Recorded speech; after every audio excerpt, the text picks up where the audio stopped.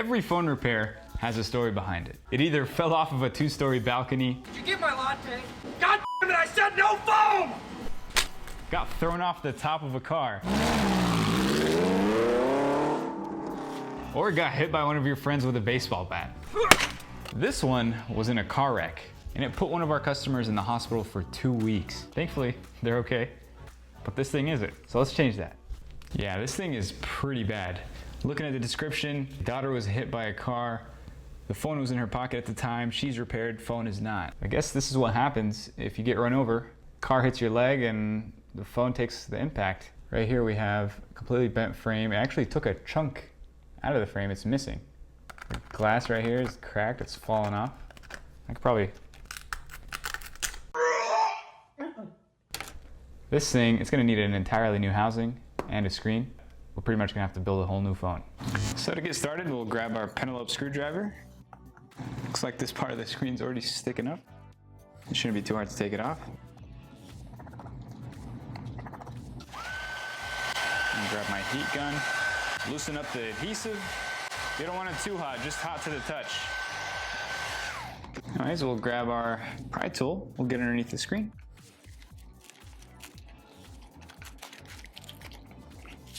And we've got glass flying everywhere. This is like a back glass repair now. Ready or not, this is crunch time.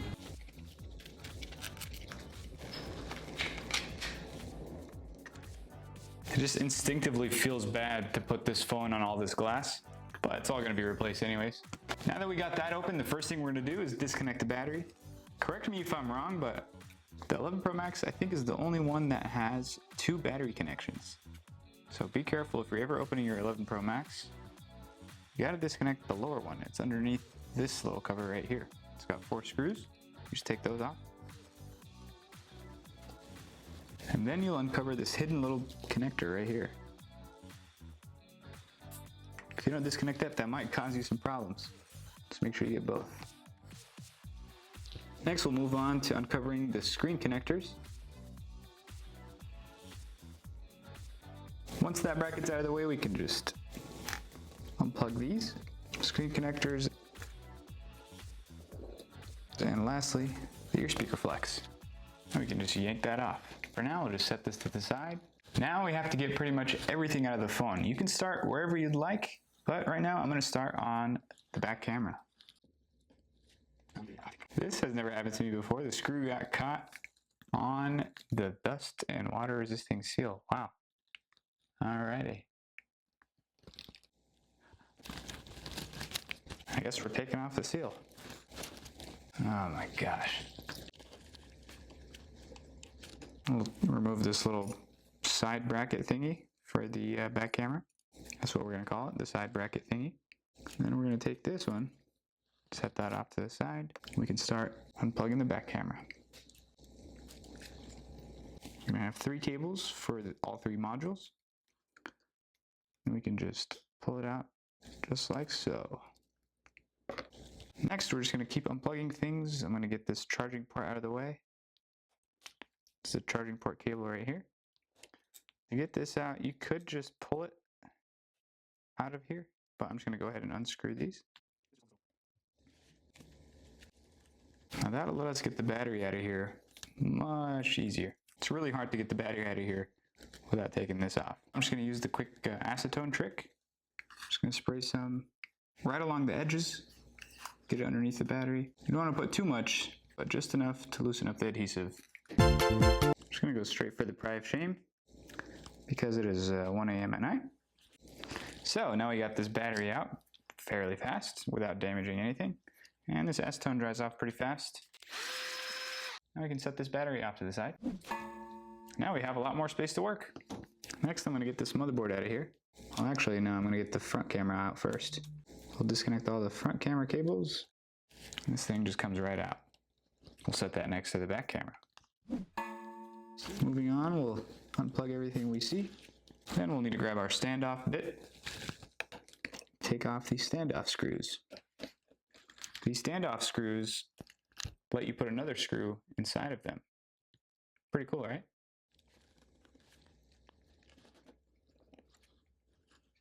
Oh, and I forgot to remove the SIM card tray. just gonna hold this down real quick. There we go. Now this motherboard should come right out. There it is. The most expensive part of the phone.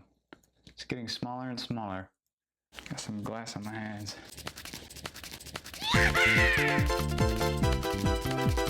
Moving on, let's take off this loudspeaker. We've got one Phillips screw right here. Another Phillips screw right there. Just gonna go ahead and unscrew everything we can. It's all got to come out, so just literally unscrew everything.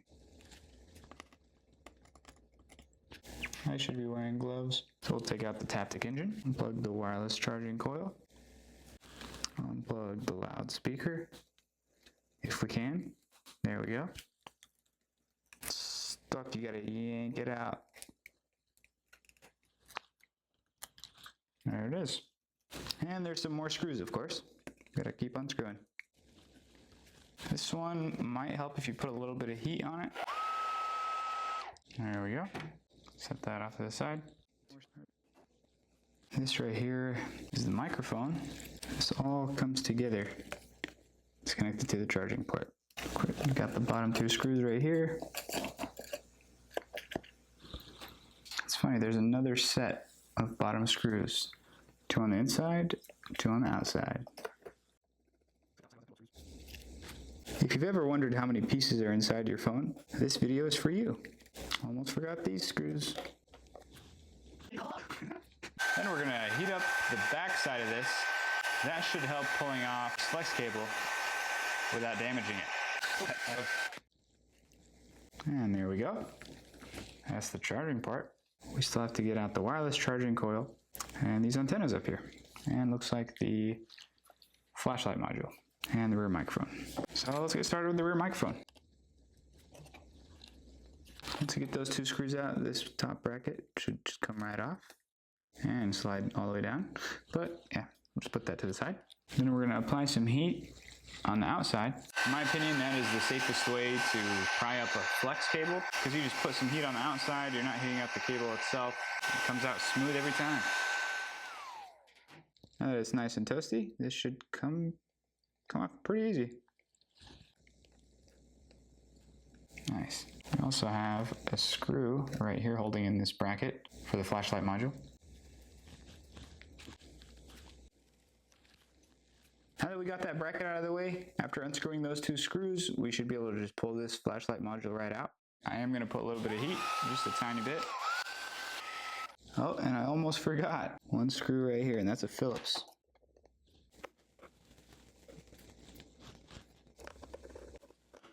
This flashlight module is also connected to the power button. So we'll unscrew those two screws on the home button bracket. And now it should be free. And there it is. All right, we'll just set that aside. Next we have these antennas. Right here you can see they connect to these lines over here, right into the side of the frame. They run along all around. We've already unscrewed all of these, so we'll just pull them out. We'll just come in right underneath this cable, pull it out from inside the frame. And we've got 1, 2, 3, 4, 5, 6 screws. Let's get those out.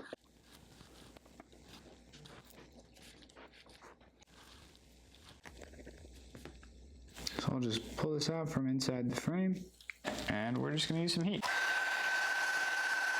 Heat is our friend, only if used responsibly though. You can easily fry something if you leave the heat on for too long.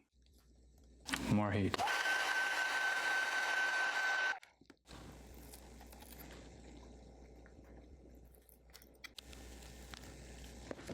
And there's the antenna. Now all that's left is the wireless charging coil, and that's attached to the volume buttons and the toggle switch. So let's get that sucker out of there.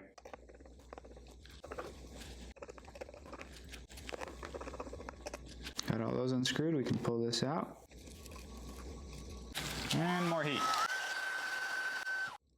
Smooth like butter. Final part is the wireless charging coil. Let's get that nice and toasty. And we'll pull this thing out of here.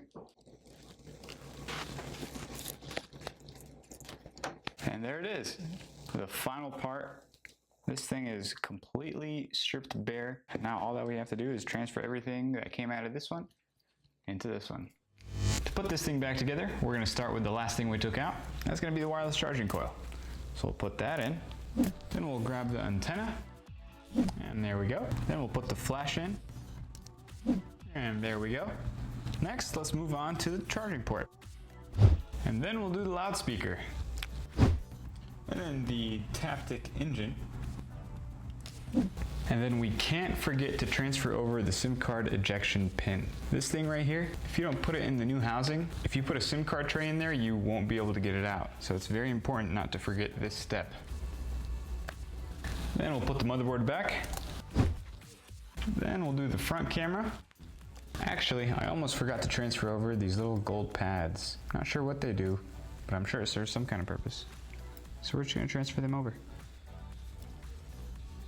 Now we'll put this camera in. And then the back camera. Then of course the battery, the seal, and the screen. And there we go, it's as good as new. Back from the dead. Well, more like a coma. Thankfully this thing is all right. Everything appears to be working just fine. And thankfully the owner is too, and now they can have it safely in their hands. And if you've made it this far, you're most likely just watching to learn. So thank you so much. I hope I've been a good teacher, and I'm excited to see what we see next.